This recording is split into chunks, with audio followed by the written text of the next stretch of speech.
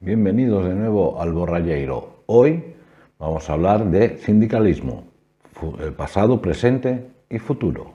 Empezamos. ¡Vámonos!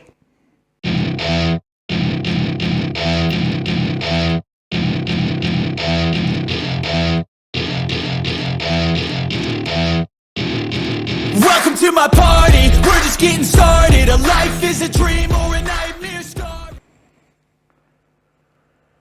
Estábamos en los albores de la revolución industrial cuando los trabajadores y trabajadoras, sobre todo trabajadores, se unían en grupos llamados ludismos, eran las trade unions, pero empezaron a llamarse ludistas porque pensaban que lo que realmente amenazaba su trabajo y que sus míseras condiciones laborales hacían eran las máquinas. Entonces, en aquella época atacaban y destruían pues aquellos telares a vapor que empezaban con la revolución industrial, ya decíamos en sus albores. Después de eso se empezaron a dar cuenta de que su miserable vida, la explotación infantil, los niños empezaban a trabajar a los 4 años, las mujeres no tenían ningún derecho, cobraban menos de la mitad del salario, del jornal diario, que era como se pagaba en aquella época. No era culpa de las máquinas, era culpa de los patronos que los explotaban de manera vil, donde había jornadas de 14, 16 horas, 6 días a la semana y alguna incluso 7 días a la semana en los albores de la revolución industrial. No es como ahora, pero el ludismo ahora también tendría su cabida, pues ahora muchas máquinas son las que quitan empleos a un montón de trabajadores y trabajadoras, y hay muchos trabajadores que todavía están sometidos no a aquellas condiciones laborales, pero sí a condiciones laborales bastante precarias. Es en 1824 cuando se hace por parte de los trabajadores un escrito, una carta, donde piden el voto libre, o sea, el voto universal, y que sea secreto.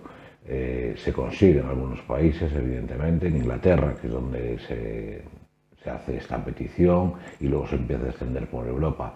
España será uno de los últimos países. España siempre es un país, y esto es importante que lo sepamos, que a nivel de justicia social, de derechos laborales, iba a la cola siempre con años. De 1833 a 1836 se empieza a abolir la esclavitud. En esos 3 años es definitivo la abolición de la esclavitud en Europa. España no será hasta el año 1865, e incluso algunos años más, en que muchas familias seguirán operando, familias que hoy en día siguen estando en la élite económica del país. De hecho, una de las mayores familias esclavistas que había hasta el año 1865 era la de la reina María de Borbón y 2 Sicilias. O sea, con esto lo decimos todo. O el que era uno de los creadores del Banco Bilbao Vizcaya, etcétera, etcétera. Pero esto será otro programa que haremos, los negreros españoles. Los partidos, los sindicatos, las trade unions se empezaron a dar cuenta que donde realmente se legislaba era donde se hacían las mejores leyes para las condiciones laborales de los trabajadores, nunca mejor dicho. Entonces empezaron a crear partidos políticos. El primero de ellos fue el SPD alemán, que se creó en el año 1875. Los laboristas en Inglaterra también empezaron por aquella época. Los laboristas ya en el año 1905 tenían mucha incidencia en Inglaterra. En España, el socialista Pablo Iglesias, en el año 1879 crea el Partido Socialista Obrero Español, que luego vincularía a la Unión General de Trabajadores, que se crea en 1888. En esa época también Anselmo Lorenzo crea el primer sindicato anarcosindicalista. En España, como decíamos, siempre va a la cola. Empieza el Partido Socialista Obrero Español, tiene su primer representante en el año 1910. Son muchas las presiones que hay. El socialismo democrático de la UGT triunfa sobre todo en las zonas industrializadas y el anarcosindicalismo en las zonas agrarias y sobre todo sobre peones agrarios. Es donde más incidencia tiene el anarcosindicalismo, de ahí nacerán líderes que serán determinantes tanto en la República como en la Guerra Civil, como Buenaventura Durruti o el Campesino. El Partido Socialista se empieza a institucionalizar y formará parte de alguno de los gobiernos de la Segunda República. En la Segunda República los sindicatos mayoritarios siguen siendo la Unión General de Trabajadores y la CNT. Con el reparto que hablábamos, zonas industriales se repartía la Unión General de Trabajadores y las zonas campesinas lo hacían los anarcosindicalistas. De hecho, la huelga general que se declara el día 17 de julio hasta el 23 de julio hace que muchos de los territorios del Estado español no triunfe el golpe, porque los obreros y las obreras se organizan para dejar que los militares no puedan salir a las calles con las tropas. Esto marcará que la represión durante la guerra y después de la guerra se haga sobre todo a los sindicatos CNT, que casi llegó a desaparecer, y la Unión General de Trabajadores. De hecho, llega el franquismo adquiere una forma de sindicalismo que se había empezado a difundir en 1933, que era el nacional sindicalismo de José Antonio Primo de Rivera, un tipo de sindicalismo que no tenía mucha cabida durante la República, tenía algunos adeptos evidentemente, y que después termina siendo algo parecido, porque tampoco era lo que promulgaba pues Onésimo Redondo, Matías Montero y el propio José Antonio, pero bueno, es algo que el franquismo adopta y lleva a la práctica durante casi 39 o 38 años de dictadura militar. En esos años los sindicatos, la Unión General de Trabajadores y la CNT quedaron totalmente desarbolados por la terrible represión, la guerra, el exilio, y hay una respuesta sindical. Hay que tener en cuenta que los sindicatos siempre han sido organizaciones a la ofensiva desde su creación, desde el ludismo y toda la historia que estamos contando en este tiempo. Son los sindicatos los que realmente hacen que haya avances sociales, que haya avances laborales, de condiciones de trabajo. De hecho, en 1850, el 1 de mayo, se produce una carnicería tremenda en Chicago, y de ahí es que se conmemora el día 1 de mayo como el Día de la Clase Obrera en todo el mundo. Todos los acontecimientos que marcan fechas en la historia del movimiento obrero vienen marcados por cosas terribles. Por ejemplo, el 8 de marzo, el Día de las Mujeres Trabajadoras, que ahora se está potenciando mucho más en esta última década, vino pues de un empresario en una empresa textil. Las trabajadoras, mayoritariamente eran trabajadoras, se pusieron en huelga. Él cerró las puertas y le plantó fuego a la fábrica con ellas dentro, donde murieron todas, y de ahí viene el 8 de marzo. Otra fecha significativa para el movimiento sindical, por ejemplo en Galicia, es el día 10 de marzo. El 10 de marzo de 1972, cuando había una manifestación de las dos las dos factorías que hacían buques en Ferrol, se manifestaban por unos derechos, un convenio más digno, y la policía abre fuego contra los manifestantes, creando 40 heridos de bala y 2 muertos.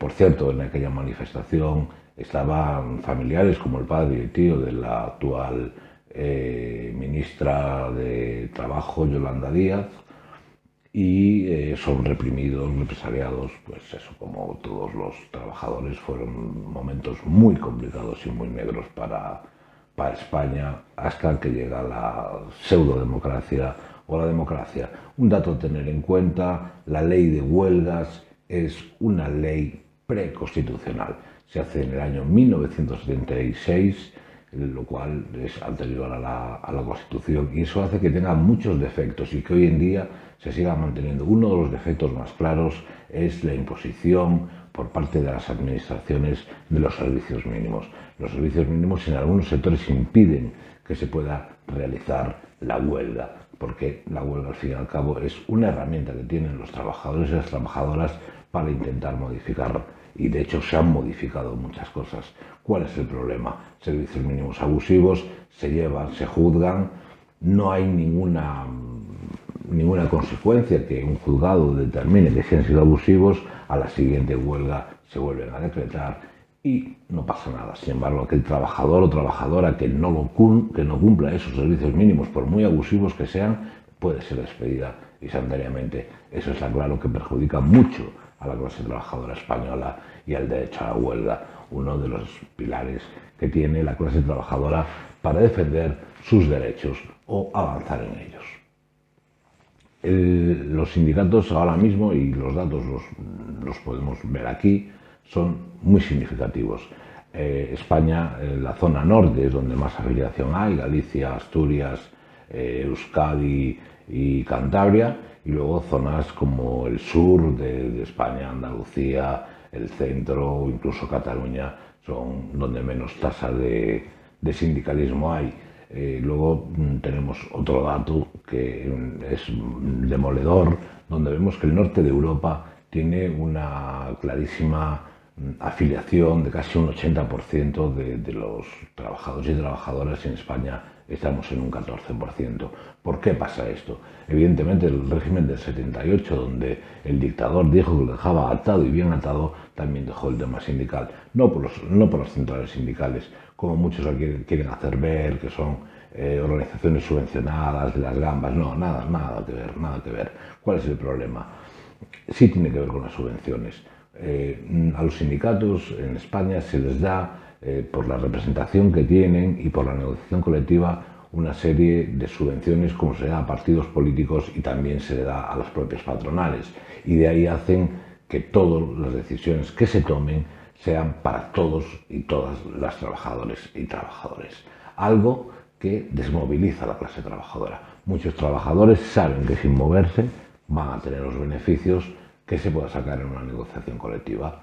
De hecho, la reforma laboral que hace el Partido Popular en el año 2012, donde es contestada por 2 huelgas generales, es muy sencilla. Atacan directamente a la negociación colectiva, haciendo que el convenio de empresa sea más importante que el convenio sectorial, y donde se cargan la ultractividad de los convenios, poniendo una espada de Damocles a aquellas organizaciones que tienen que negociar los convenios colectivos, porque en un año y medio, algo que no había pasado en toda la democracia, tenían que tener negociado un nuevo acuerdo o se derogaba los convenios colectivos.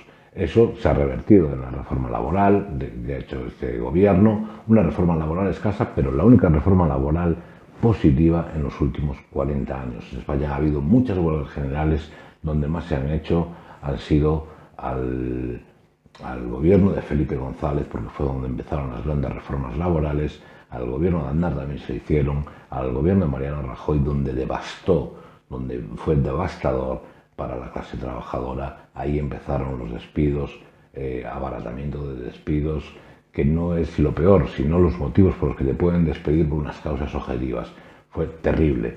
Todos los empleos de calidad se fueron deshaciendo, y lo que hicieron es meter mucha precariedad, muchísima precariedad, muchos contratos de días, horas, un bajo nivel salarial, facilidad de despido, etcétera, etcétera, que a lo que al final dio no fueron los frutos que quisieran conseguir la clase trabajadora, todo lo contrario, casi 6 millones de parados y unas condiciones laborales lamentables. Ahora mismo no hay un repunte, sí hay una mejora, pero tampoco estamos repuntando porque los sindicatos tienen que dar un giro.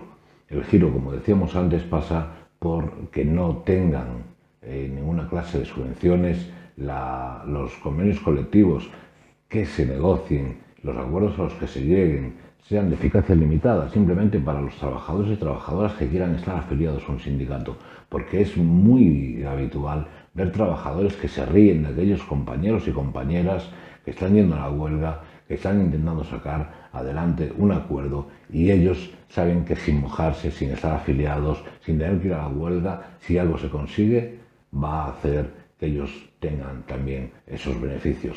Lo que ocurre con esto, se desmoviliza la clase trabajadora, hay una batalla entre los sindicatos para conseguir esa representatividad. Habría que cambiar a un modelo, ese es el futuro del sindicalismo, hay que hacer un modelo más democrático, un modelo no subvencionado y otra vez pasar a la ofensiva. Llevamos muchos años en la defensiva, siendo sindicatos de conciliación a través de la negociación colectiva, que está bien, pero que nos está haciendo perder derechos.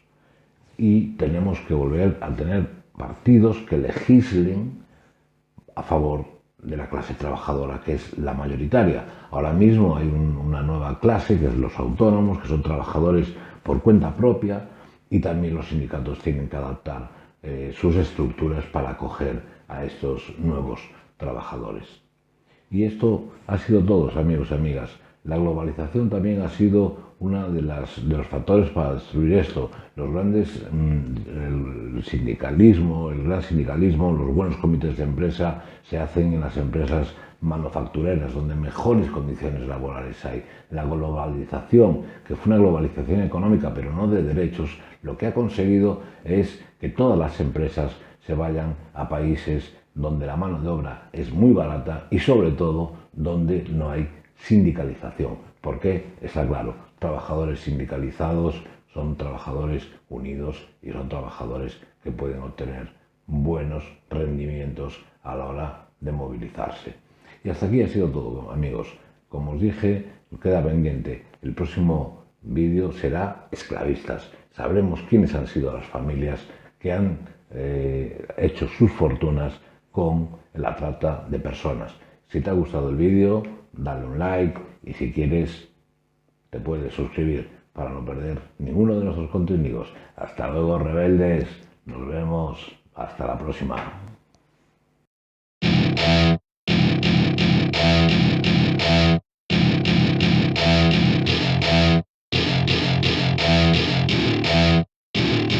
Welcome to my party, we're just getting started. A life is a dream or a nightmare scarring. Hand me a drink cause I think I'm going all in. Get me a shrink who can catch me when I'm falling. Cover up my scars, flip that